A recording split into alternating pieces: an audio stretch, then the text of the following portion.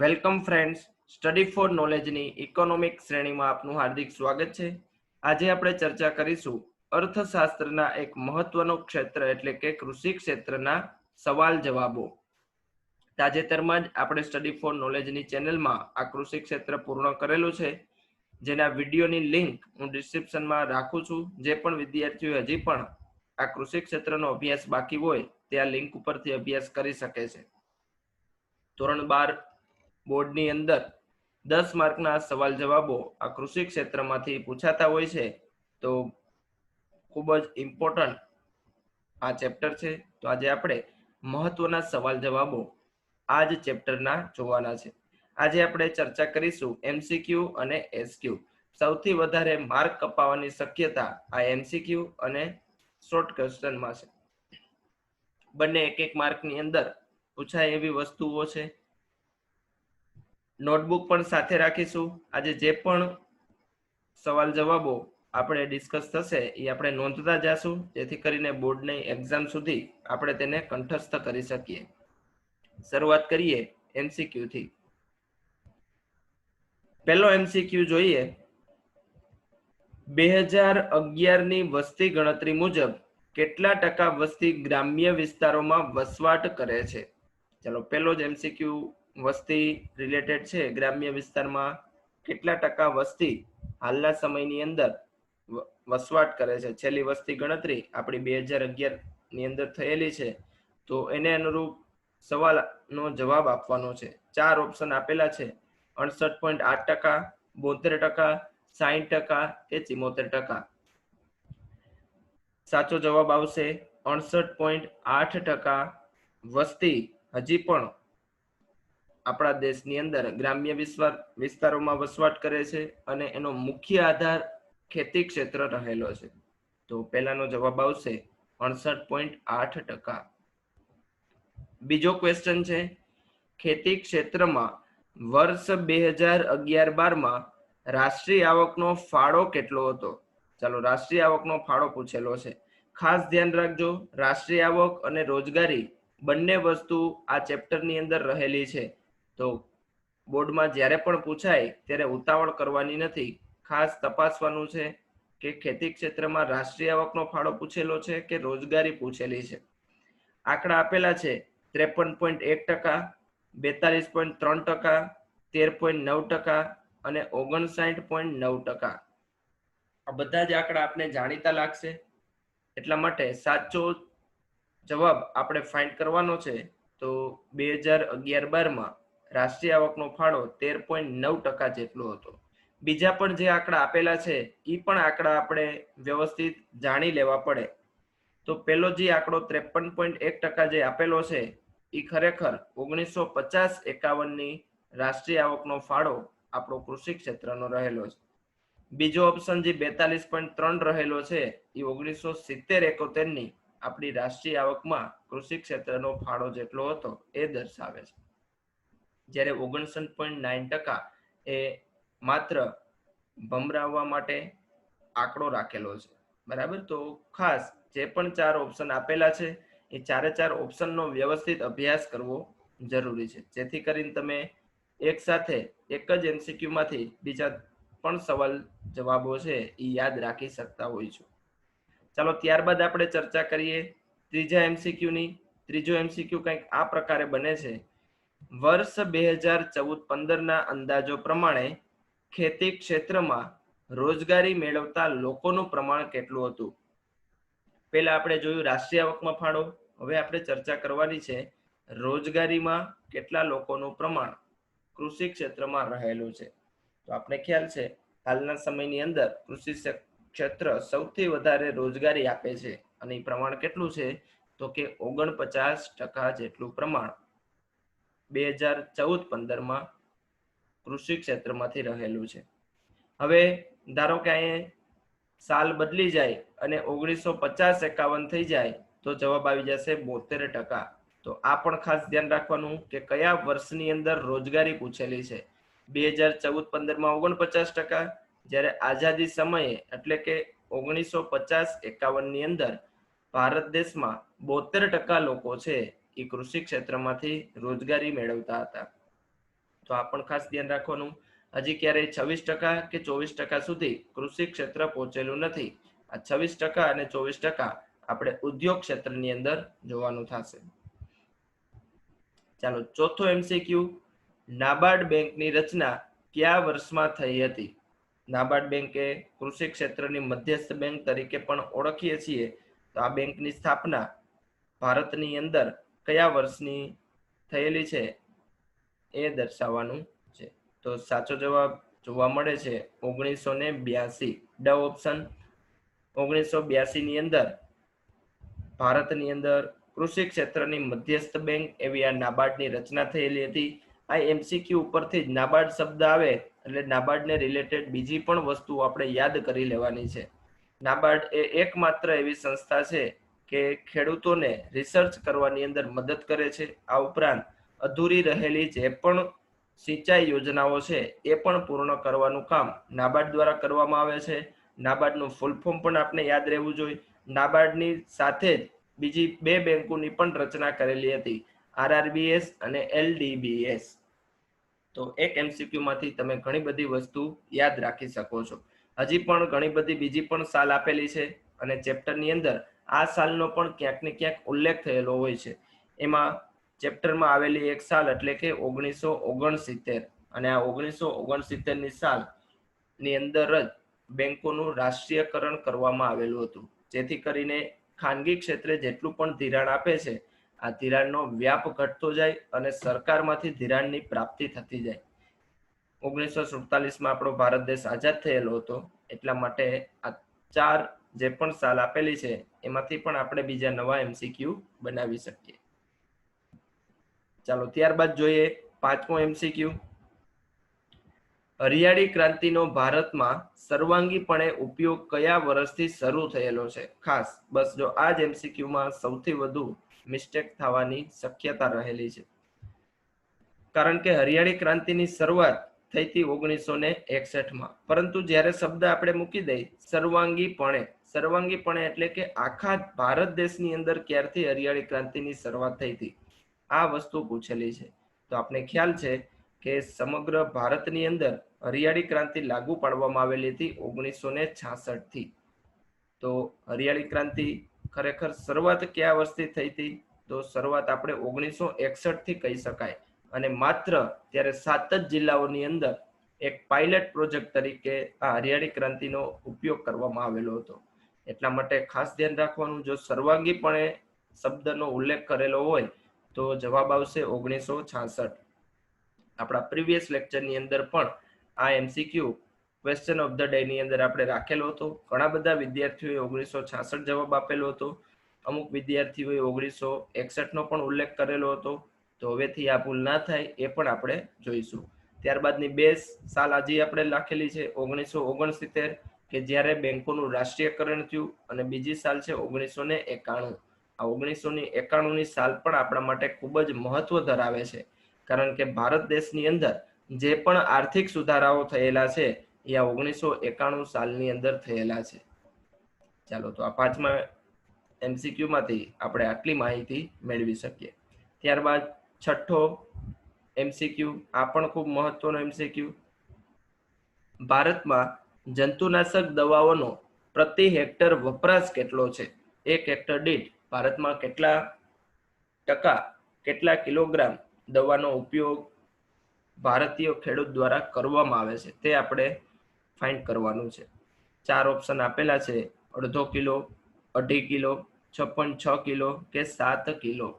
સાચો જવાબ આપને ખ્યાલ છે 0.5 કિગ્રા જેટલો જંતુનાશક દવાનો ઉપયોગ આપણે પ્રતિ હેક્ટર કરીએ છીએ.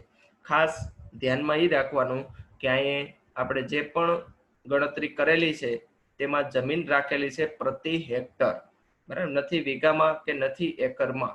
આપણે પ્રતિ હેક્ટર કેટલો જંતુનાશક દવાનો ઉપયોગ કરીએ છીએ એ ફાઇન્ડ કરવાનું હતું. 1 માર્કની અંદર પણ આ પ્રશ્ન પૂછાય કે ભારતમાં દવાનો વપરાશ કેટલો છે, ત્યારે આપણે માત્ર એટલું લખી લઈ કે ભારતમાં જંતુનાશક દવાનો ઉપયોગ 1/2 કિલો જેટલો છે. તો મારો ક્વેશ્ચન નો જવાબ ખોટો પડી જાય. મારે એકમ પણ લખવો પડે કે પ્રતિ હેક્ટર 1/2 કિલોનો ઉપયોગ થતો જોવા મળે છે.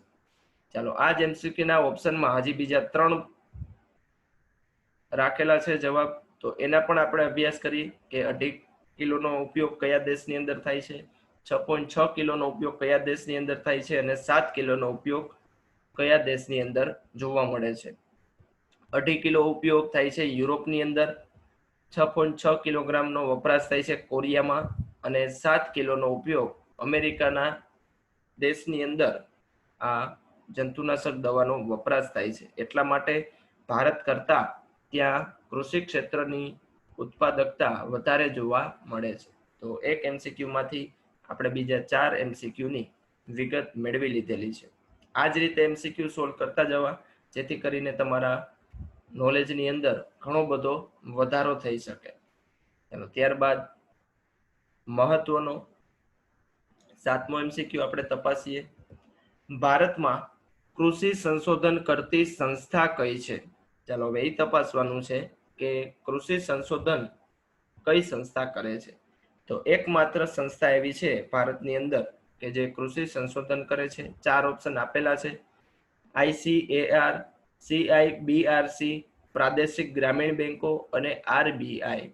તો સાચો જવાબ આવશે ICAR, Indian council of agriculture research, કે જેનું ફૂલ ફોર્મ છે, અને ભારત દેશની અંદર કૃષિ સંશોધન કરે છે. હરિયાળી ક્રાંતિનો વેગ અને વિસ્તાર કરવાની અંદર પણ ICAR એ ખૂબ જ મહત્વનો રોલ ભજવેલો હતો. આ ઉપરાંત ખેડૂતો ખેતી સાથે પશુપાલન, મરઘા બતકા ઉછેર, આ પણ બધી વસ્તુ કરી શકે એવું બાગાયતી ખેતી, એનો પણ વિસ્તાર કરવાનું કામ આ ICAR દ્વારા કરવામાં આવેલું હતું. હજી આપણા ઓપ્શનની અંદર 3 જેટલા ઓપ્શન રહેલા છે, તો એનો પણ આપણે અભ્યાસ કરીએ કે આ 3 વસ્તુઓ કઈ સંસ્થા દ્વારા અને કેવા પ્રકારની કામ આ સંસ્થા દ્વારા થતું જોવા મળે છે. એમાં બી ઓપ્શન છે CIBRC. તો CIBRC આપને ખબર છે, central insecticide board and registration committees, કે જે જંતુનાશક દવાઓનો ઝેરીપણું અને કેટલા પ્રમાણની અંદર ખેડૂતોએ ઉપયોગ કરવો જોઈએ એની માહિતી આપે છે, જેની આપણે ચર્ચા આધુનિક ખેતીની અંદર કરેલી હતી. આ ઉપરાંત પ્રાદેશિક ગ્રામીણ બેંકો પણ રહેલી છે. દેશની અંદર બેંકોની અસમાનતા ઘટે એ માટે RRBs ની રચના કરેલી હતી. અને છેલ્લે આપેલું છે RBI.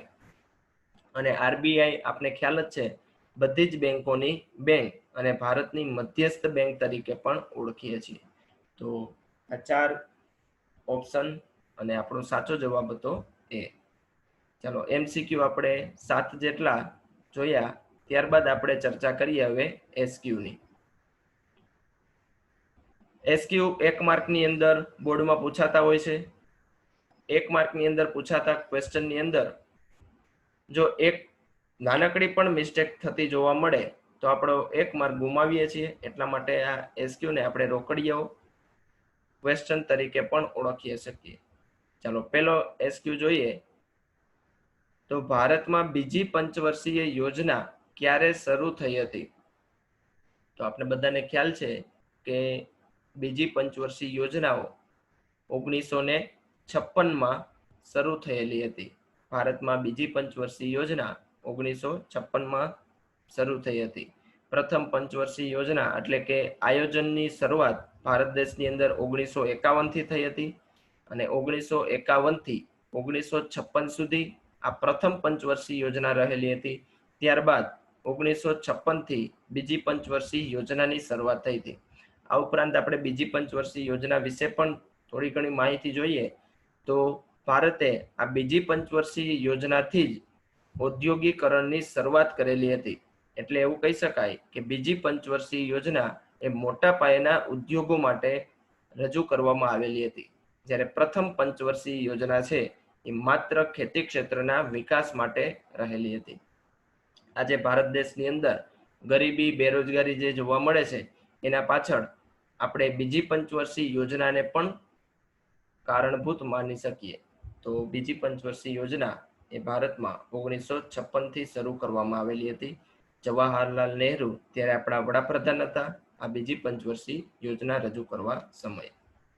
હાલના સમયની અંદર બધી જ પંચવર્ષીય યોજનાઓ દૂર કરી દેવામાં આવેલી છે. 2014 થી જ આ બધી વસ્તુ દૂર થઈ ગઈ છે અને પંચવર્ષીય યોજનાના સ્થાને આવી ગયેલું છે નીતિ આયોગ. તો આ પણ આપણે ધ્યાનમાં રાખવું. ત્યારબાદ બીજો ક્વેશ્ચન, ભારતની નિકાસ આવકમાં ખેતી ક્ષેત્રનો ફાળો કેટલો છે? ચાલો, જ્યારે આવો ક્વેશ્ચન પૂછાઈ જાય કે નિકાસ ક્ષેત્રમાં નિકાસ આવક છે એ ખેતી ક્ષેત્રમાંથી કેટલી જોવા મળે છે, અને જ્યારે કોઈ પણ સાલ દર્શાવેલી હોતી નથી, ત્યારે જ્યારે પણ આપણે જવાબ લખીએ ત્યારે વર્તમાન સમયની આપણે વાત કરવાની છે. લેટેસ્ટ આંકડો આપણી પાસે જે આવેલો છે એ છે વર્ષ 2013-14 મુજબ. તો આપણા આન્સરની અંદર 2013-14 નો ઉલ્લેખ કરવો ફરજિયાત છે. જવાબ હું આ રીતે આપી શકું, વર્ષ 2013-14 મુજબ ભારતની નિકાસ આવકમાં ખેતી ક્ષેત્રનો ફાળો 14.2% જેટલો છે. કારણ કે 1951 ની અંદર આપણા ખેતી ક્ષેત્રની નિકાસ આવક 70% થી પણ વધારે હતી. એટલા માટે જો તમે આગળ સાલનો લખો તો તમારો ક્વેશ્ચન એ અધૂરો ગણી શકાય. બરાબર, એટલા માટે તમારે ઉલ્લેખ કરવો પડે કે તમે જે પણ જવાબ લખો છો એ કયા વર્ષને અનુરૂપ તમે નિકાસ આવક લખો છો. જ્યારે રોજગારીની વાત કરતા હોય, રાષ્ટ્રીય આવકની વાત કરતા હોય, જ્યારે પણ આંકડાકીય માહિતી તમે આપતા હોવ છો ત્યારે તમારે ખાસ આ સાલ લખવી ફરજિયાત છે. વસ્તીની વાત કરતા હોય ત્યારે પણ આપણે આગળ સાલ લખવી પડે છે કે ભાઈ આ વસ્તીની ચર્ચા મેં 2011 ની વસ્તી ગણતરી મુજબ કરેલી છે. તો બીજા એસક્યુ નો જવાબ આવશે 14.2% જેટલી નિકાસ આવક, અને એ પણ 2013-14 મુજબ. જ્યારે 1950-51 ની અંદર આપણી ખેતી ક્ષેત્રની નિકાસ આવક હતી 70% જેટલી, એટલે કે ખેતી ક્ષેત્રની નિકાસ છે એની અંદર ઘટાડો જોવા મળેલો છે. ત્યારબાદ આપણે ચર્ચા કરીએ ત્રીજા શોર્ટ ક્વેશ્ચનની. અંગ્રેજોના શાસનમાં જમીન મહેસૂલ ઉઘરાવવાની પ્રથાના નામ આપો. આપણા અંગ્રેજ શાસન જ્યારે અમલમાં આવ્યું ત્યારથી જમીન મહેસૂલ ઉઘરાવવાની પ્રથા પણ આપણા દેશમાં પ્રચલિત હતી. કયા 3 પ્રકારે જમીન મહેસૂલ ઉઘરાવવામાં આવતું હતું એના માત્ર નામ લખવાના છે. તો 3 નામ આપને ખ્યાલ છે. પહેલું હતું જમીનદારી પ્રથા, બીજું હતું માલવારી પ્રથા, અને ત્રીજી હતી રૈયતવારી પ્રથા. તો આ 3 પ્રથા કે જે અંગ્રેજોના શાસન દરમિયાન ખેતી ક્ષેત્રે જમીન મહેસૂલ ઉઘરાવવા માટે અપનાવવામાં આવતી હતી. આ 3 પ્રથાને લીધે જ આપણા દેશની ખેતી ક્ષેત્રની નીચી ખેત ઉત્પાદકતા જોવા મળે છે. કારણ કે આ 3 પ્રથાની અંદર જમીનદારો છે એ ખેતીનું ઉત્પાદન વધારે પ્રમાણમાં લઈ લેતા હતા. ખેડૂતો પાસે ખૂબ જ ઓછું ઉત્પાદન બચી રહેતું હતું. એટલા માટે ખેડૂતો દ્વારા ક્યારેય એવા પ્રયત્ન ન થયા કે ખેતી ક્ષેત્રની ઉત્પાદકતા વધે અને આપણા દેશનો ખેડૂત એ ગરીબ બનતો ગયો. તો અંગ્રેજોના સમયથી આ 3 પ્રથા આપણા દેશની અંદર જમીન મહેસૂલ ઉઘરાવવા માટેની હતી, જેનો આપણે અભ્યાસ સંસ્થાકીય પરિબળની અંદર પણ કરી ચૂકેલા છે. હાલના સમયની અંદર ખેતી ક્ષેત્ર ઉપર 1% મહેસૂલ ઉઘરાવવામાં આવતું નથી. ચાલો, ત્યારબાદ ચોથો એસક્યુ, રોકડિયા પાકના ઉદાહરણ આપો. તો ભારત દેશની અંદર 2 પ્રકારના પાક લેવાય છે. એક છે અનાજનો પાક અને બીજો છે અનાજતર પાક. અને અનાજતર પાકને આપણે બીજા નામે રોકડિયા પાક તરીકે પણ ઓળખીએ છીએ. આ રોકડિયા પાક વાવવાનો હેતુ એક જ છે કે આવકનું સર્જન કરવું અને ઉદ્યોગોને કાચો માલ પૂરો પાડવો. તો રોકડિયા પાકની અંદર કેવા પાકનો સમાવેશ થાય છે એના માત્ર તમારે નામ લખવાના છે. તો નામ આપણે જોઈએ તો મગફળી છે, તલ છે, એરંડો છે, સોયાબીન, અળસી, સૂર્યમુખી, શેરડી, રબર, કપાસ, આ બધા જ પાક છે એ રોકડિયા પાક તરીકે આપણે ઓળખી શકીએ. ખેડૂતો એના ખેતરની અંદર આવા પાકનો ઉપયોગ એટલા માટે કરતા હોય છે કે જેથી કરીને અનાજના ઉત્પાદનની અંદર તો હવે આપણે સ્વનિર્ભરતા પ્રાપ્ત કરી ચૂકેલા છીએ, તો ઉદ્યોગને આવા પાક મળી રહે, ખેડૂતોની આવક પણ વધે અને આપણા દેશના ઉદ્યોગો છે એ વધારે પ્રગતિશીલ બનશે. તો બધી જ વસ્તુઓ ભારતની અંદર બનતી થઈ જશે તો ભારત હવે વિવિધ વસ્તુઓમાં પણ સ્વનિર્ભરતા પ્રાપ્ત કરી લેતા હોય છે. એટલા માટે રોકડિયા પાકનું મહત્વ હવે દિવસે ને દિવસે વધતું જાય છે. આ રોકડિયા પાકનો અભ્યાસ આપણે કરેલો હતો પાકની ફેરબદલી, તેમાં આપણે વિશેષ અભ્યાસ જોયેલો હતો. ચાલો ત્યારબાદ આપણે ચર્ચા કરીએ પાંચમા એસક્યુની. તો પાંચમો એસક્યુ આ પ્રમાણે બને છે: ખેત પેદાશોના સંગ્રહ માટે કયા નિગમની સ્થાપના કરવામાં આવેલી છે? સરકારે વેચાણ વ્યવસ્થાની અંદર સુધારો કરીને ખેત ઉત્પાદકતામાં વધારો થાય એવા પ્રયત્નો હાથ ધરેલા હતા. અને એમાં મુખ્ય એક વસ્તુ કહી શકીએ તો ખેત પેદાશોનો સંગ્રહ. કારણ કે ખેડૂત પાસે માલ તો તૈયાર થઈ જશે, પરંતુ એને સ્ટોર કઈ જગ્યાએ કરવો, સંગ્રહ કઈ જગ્યાએ કરવો? કારણ કે અનાજ ને આ બધી જ વસ્તુ છે એ નાશવંત પ્રકારની વસ્તુઓ છે. તો ખેડૂતો વ્યવસ્થિત ખેત પેદાશોનો સંગ્રહ કરી શકે એ માટે બે નિગમની સ્થાપના થયેલી હતી. અને આપણે આ પ્રમાણે કંઈક યાદ પણ રાખેલું હતું. એક કેન્દ્ર દ્વારા નિગમ અને બીજું છે રાજ્ય દ્વારા નિગમ. રાષ્ટ્રીય કોઠાર નિગમ અને રાજ્ય કોઠાર નિગમની સ્થાપના ખેત પેદાશોના સંગ્રહ માટે કરવામાં આવેલી છે. તો પાંચમા એસક્યુ નો જવાબ બનશે રાષ્ટ્રીય કોઠાર નિગમ અને રાજ્ય કોઠાર નિગમ. 5 પ્રકારના સુધારાઓ આ ખેત પેદાશની વેચાણ વ્યવસ્થાની અંદર કરેલા હતા. એમાંથી આપણે આ બંને નિગમની ચર્ચા પણ પ્રીવિયસ લેક્ચરોની અંદર કરેલી હતી. ત્યારબાદ છઠ્ઠો એસક્યુ રોકડિયો પાક એટલે શું? ચાલો રોકડિયા પાકની આપણે વ્યાખ્યા જોવાની છે. પ્રીવિયસ ક્વેશ્ચન જે આપણે જોયો હતો ત્યાં આપણે માત્ર રોકડિયા પાકના ઉદાહરણ લખેલા હતા. હવે આપણે રોકડિયા પાકની વ્યાખ્યા આપવાની છે. તો વ્યાખ્યા કંઈક આ રીતે બનશે: જે પાકનું ઉત્પાદન આવક સર્જન માટે થતું હોય તેને રોકડિયો પાક કહેવામાં આવે છે. આવક સર્જન એટલે કે કાચો માલ. ઉદ્યોગને આ જે પણ આપણા ખેતરની અંદર પાક ઉગાડશું એ ઉદ્યોગની અંદર જશે અને ઉદ્યોગ માટે બની જશે કાચો માલ. આવી જ રીતે અનાજના પાક એટલે શું, આવો પણ ક્વેશ્ચન પૂછાય. તો અનાજના પાકની પણ આપણે વ્યાખ્યા આ રીતે જ આપી શકીએ કે જે પાકનો ઉપયોગ આપણે ડાયરેક્ટ એટલે કે સીધો જ અન્ન તરીકે કરી શકીએ તેને કહેવામાં આવે છે અનાજ. જ્યારે મગફળી છે, કપાસ છે, આ બધી જ વસ્તુઓનો ઉપયોગ આપણે સીધો જ અનાજ તરીકે કરી શકતા નથી. મગફળીમાંથી સિંગતેલ બનશે તો આ સિંગતેલ આપણે ખાવામાં ઉપયોગ કરીએ છીએ. તો જ્યારે પણ આપણા ખેતરની અંદર મગફળી તૈયાર થશે તો એ જશે ઉદ્યોગની અંદર, ત્યાં એનું પિલાણ થશે, એમાંથી તેલ નીકળશે અને આ તેલનો ઉપયોગ આપણે કરીએ છીએ. આ જ રીતે શેરડીનું પણ એ જ પ્રમાણે છે. શેરડી છે ડાયરેક્ટ આપણે અન્ન તરીકે ઉપયોગ કરતા નથી, પરંતુ શેરડીમાંથી ખાંડ અને ગોળ બને છે એનો આપણે ખાવાની અંદર ઉપયોગ ભરપૂર કરીએ છીએ.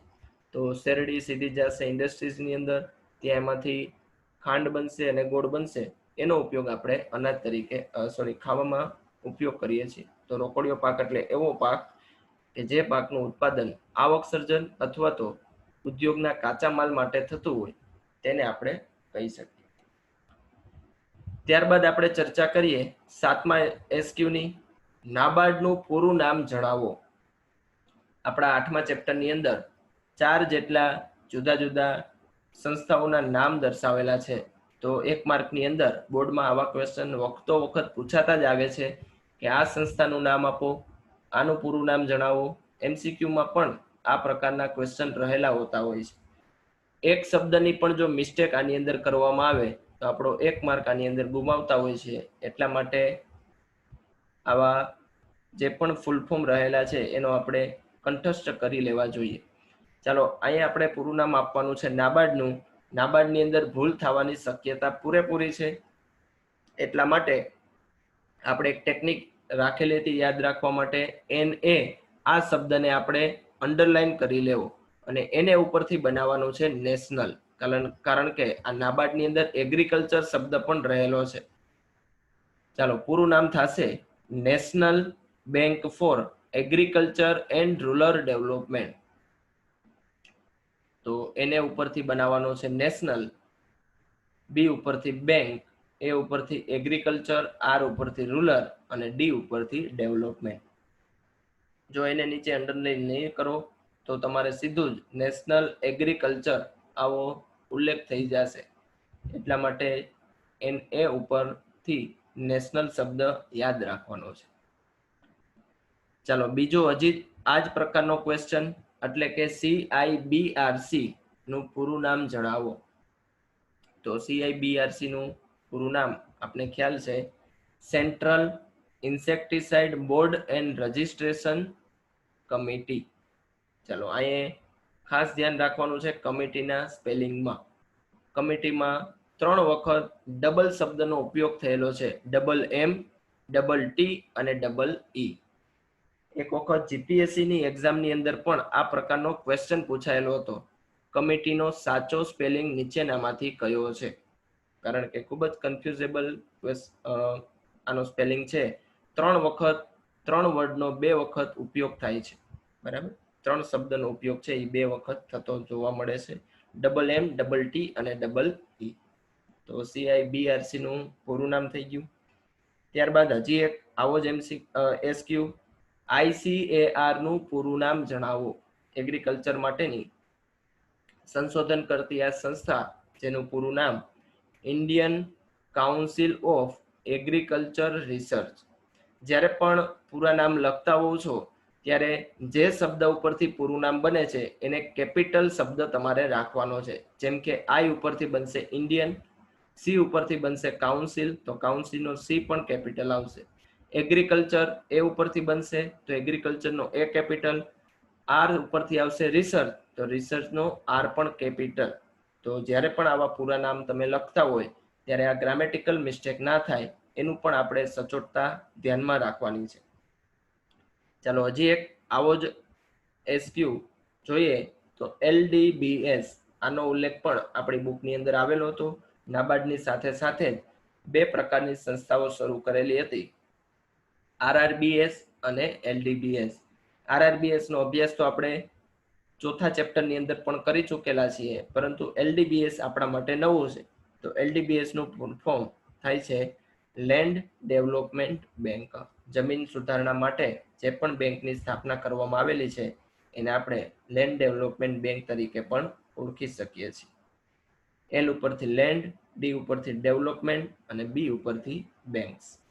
પાછળ S જે શબ્દ રહેલો છે એ સ્મોલ છે, એટલે કે એક કરતા વધારે બેંક્સ. તો 3 લેટર આપણે કેપિટલ રાખવાના છે. તો આ થઈ ગયા આપણા કૃષિ ક્ષેત્રની અંદર રહેલા ફૂલ ફોર્મ, જે પણ ટૂંકાક્ષરી શબ્દ રહેલા છે એના પૂરા નામ. ત્યારબાદ આપણે ચર્ચા કરીએ 11મો SQ, એટલે કે ખેત ઉત્પાદકતા કેવી રીતે માપવામાં આવે છે. આપણે ચર્ચા કરેલી હતી કે દેશની અંદર નીચી ખેત ઉત્પાદકતા છે એ ગરીબી માટે પણ જવાબદાર છે અને ખેડૂતોની આવક પણ ઘણી બધી નીચી જોવા મળે છે. તો ખરેખર ખેત ઉત્પાદકતાને માપવામાં કેવી રીતે આવે છે? તો એનો જવાબ કંઈક આ રીતે બને છે. ખેત ઉત્પાદકતા વાસ્તવમાં પ્રતિ હેક્ટર થતા ઉત્પાદન અથવા તેમાં થતી આવકના સંદર્ભમાં માપવામાં આવે છે. ખાસ અહીં પ્રતિ હેક્ટર આવવું જોઈએ. પ્રતિ હેક્ટરમાં કાં તો ઉત્પાદન કેટલું થયું છે એની ઉપરથી, અથવા તો જે પણ ઉત્પાદન થયું છે આ ઉત્પાદનથી આવક કેટલી થઈ છે એના સંદર્ભમાં માપવામાં આવે છે.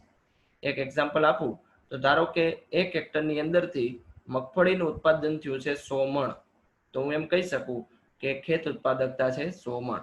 હવે હું જ્યારે આવકની અંદર વાત કરું તો 1 મણ મગફળીનો મને ધારો કે 1000 રૂપિયા ભાવ મળતો હોય, તો હવે આ પ્રમાણે હું ચર્ચા કરીશ કે ખેત ઉત્પાદકતા 1 લાખ રૂપિયા જોવા મળે છે, બરાબર. તો આ પ્રકારે ખેત ઉત્પાદકતા માપવામાં આવે છે. કા આવકમાં હું વાત કરીશ, કા હું ઉત્પાદનની અંદર, અને પ્રતિ હેક્ટર આપણે વાત કરવાની છે.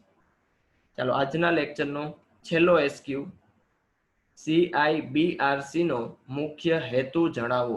શા માટે CIBRC સંસ્થાની શરૂઆત ભારત દેશની અંદર કરવાની જરૂર પડેલી હતી?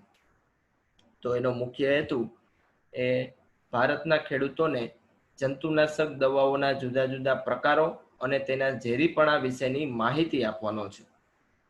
તો central insecticide board and registration committee છે એ ભારત દેશમાં એટલા માટે સ્થાપવામાં આવેલી હતી કે જેથી કરીને ભારતીય ખેડૂતો જંતુનાશક દવાઓનો વપરાશ તો કરે જ છે, પરંતુ આ દવાઓ પર્યાવરણ સંવર્ધક બને, ખેડૂતોને પણ નુકસાન ન થાય અને પર્યાવરણને પણ નુકસાન ન થાય એ હેતુથી આ CIBRC સંસ્થાનું સ્થાપના કરવામાં આવેલી હતી.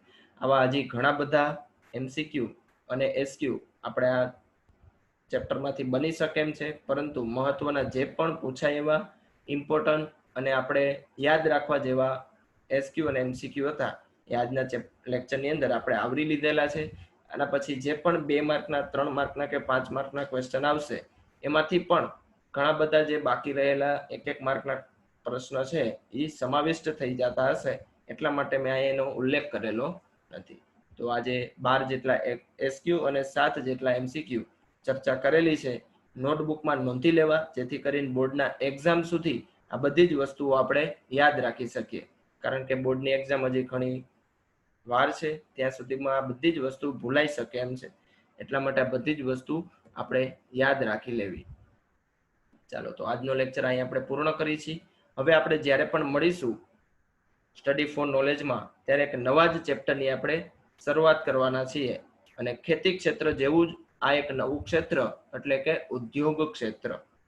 ખૂબ જ ઇન્ટરેસ્ટિંગ ટોપિક છે ઉદ્યોગ ક્ષેત્ર, કે જેની ચર્ચા આપણે આગામી લેક્ચરની અંદર કરીશું.